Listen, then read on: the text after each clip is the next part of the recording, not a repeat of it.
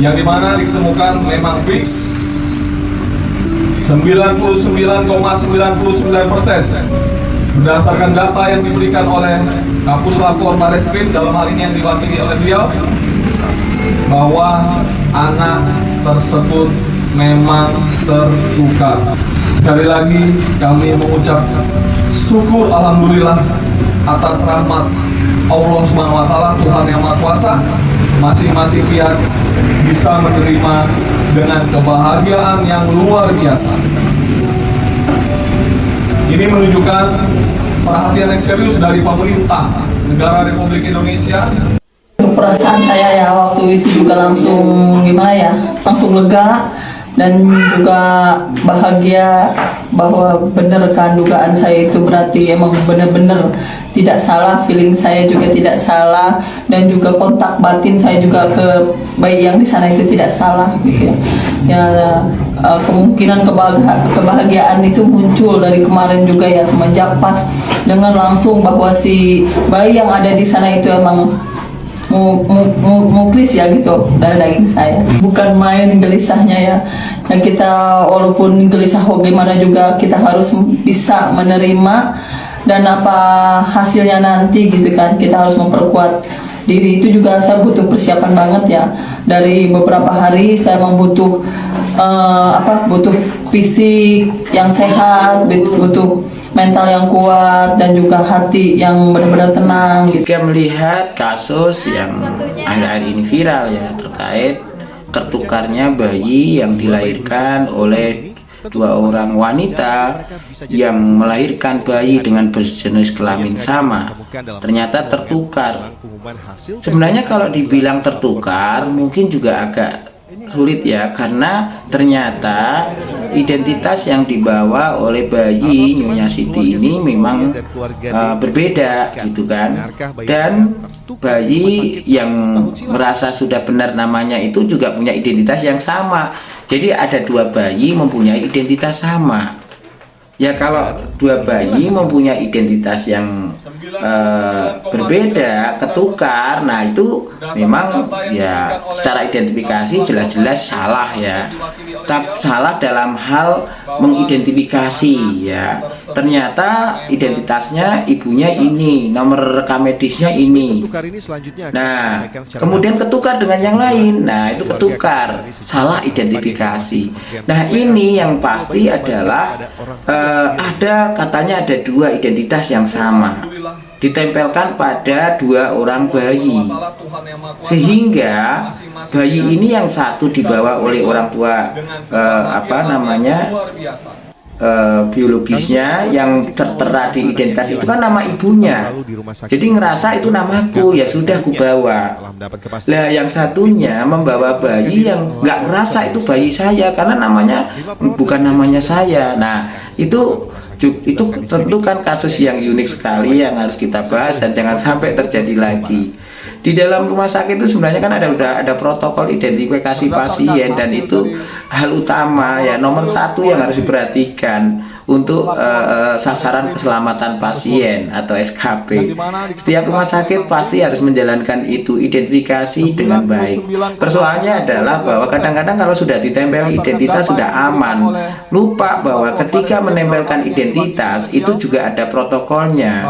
Tidak hanya asal ini tak pasang identitas, bukan, tapi harus dijelaskan ya, kenapa dipasang gelang, tujuannya apa, jika tidak dipasang resikonya apa, nanti perawat atau dokter kalau melakukan tindakan akan mengkonfirmasi benar nggak apa yang di depan kita itu memang namanya ya, kan seperti itu namanya kan penggunaan, dan pemasangannya itu sudah benar gitu ya, bahwa selalu dijelaskan ini. Nah cuma persoalannya ini kan bayi ya, jadi nggak bisa diajak komunikasi.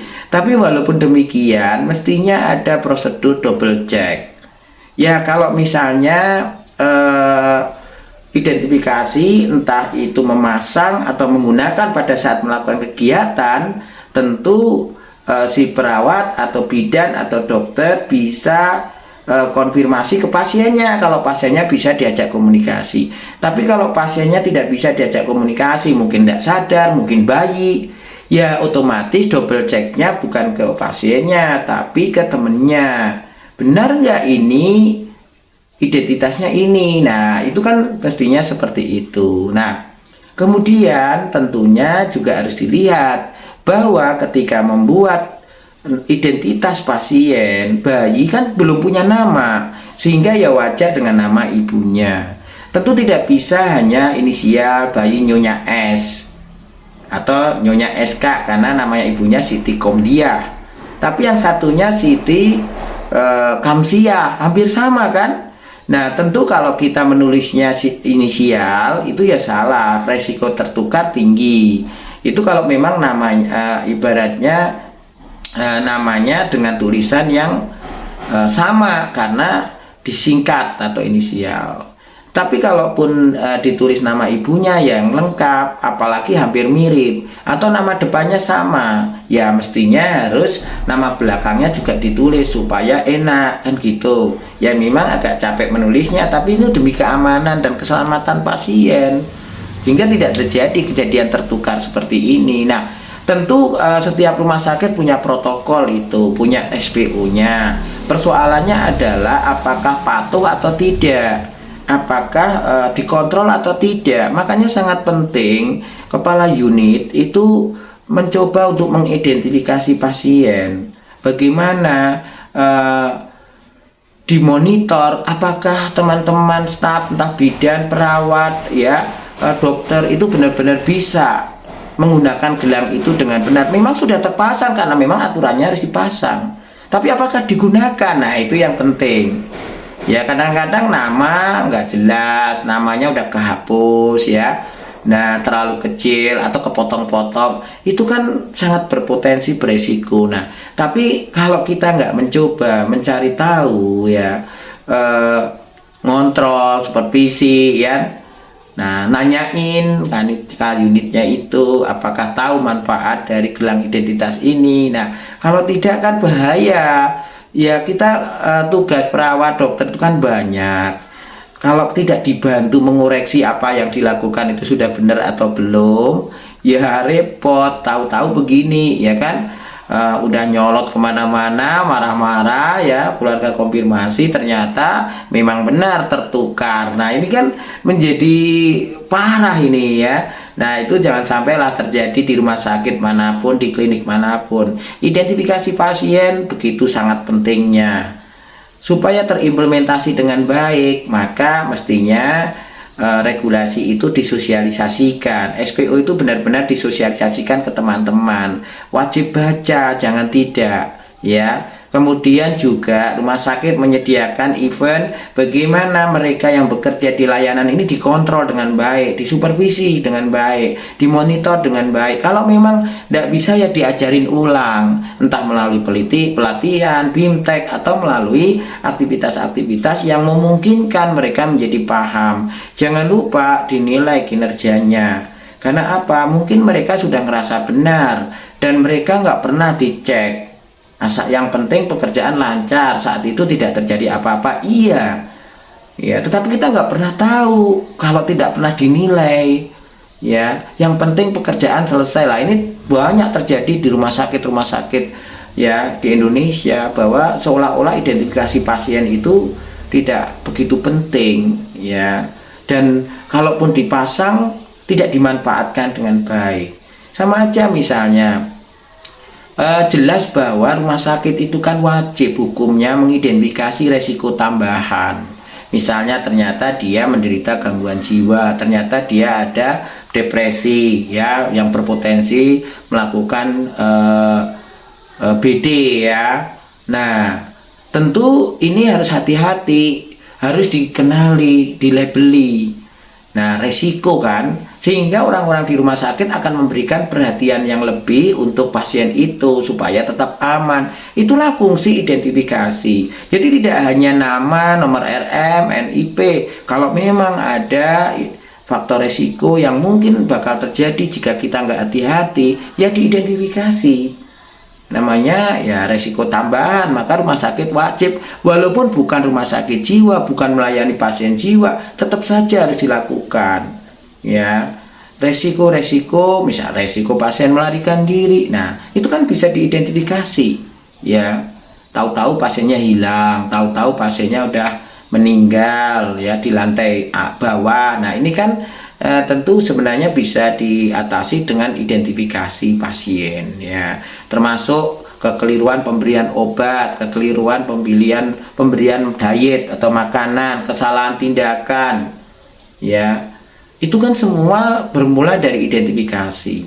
Bagaimana setiap staf ketika melakukan tindakan, melakukan identifikasi pasien dengan baik. Nah, tidak menyalahkan salah satu pihak, tapi rumah sakit harus menetapkan sebuah regulasi kebijakan bahwa itu diterapkan di rumah sakit. Kalau memang kesulitan mengerjakan, baru diturunkan dalam bentuk panduan, dibikin yang detail. Karena butuh monitor, butuh evaluasi, bikin SPO-nya. Kalau sudah jadi SPO, tolong ya teman-teman kepala ruang atau perawat primer atau ketua tim bisa melakukan upaya untuk mengontrol kemampuan mereka dalam memasang gelang identitas dan menggunakan gelang identitas pada saat menerima dia sebagai anak saya sendiri. Kalau dikerjakan dengan baik, maka rumah sakit akan selamat, akan terhindar dari yang namanya compliance, kesalahan-kesalahan seperti ini yang berujung, ya tentu kita akan sangat sulit ya untuk memperbaikinya jika terlalu sering seperti ini. Dan tentu kepercayaan masyarakat akan semakin berkurang. Yang dulu pasiennya rame bisa saja semakin sepi. Nah, ini yang harus diperhatikan. Identifikasi pasien ini sangat penting sekali. Nah, tentu ini saya bikin ya sesuai pemahaman saya, sesuai sepengertian saya. Kalaupun ada manfaat, silahkan gunakan. Sehingga harapan saya pribadi memotivasi semua pemilik rumah sakit, staf, pihak manajemen, semua yang terlibat dalam pelayanan pasien selalu memperhatikan bahwa identifikasi pasien sangat penting, tidak boleh diabaikan. Keyakinan dan feeling saya bahwa si bayi ini bukan, sehingga akhirnya akan selamat semuanya. Nah, itu kira-kira yang bisa saya sampaikan. Semoga manfaat dan tentunya berikan komentar jika ini dirasa baik dan ada manfaatnya. Kalaupun ada perbedaan pendapat, silahkan tulis di komentar. Tapi jangan lupa yang belum subscribe, silahkan subscribe ya. Sampai jumpa lagi.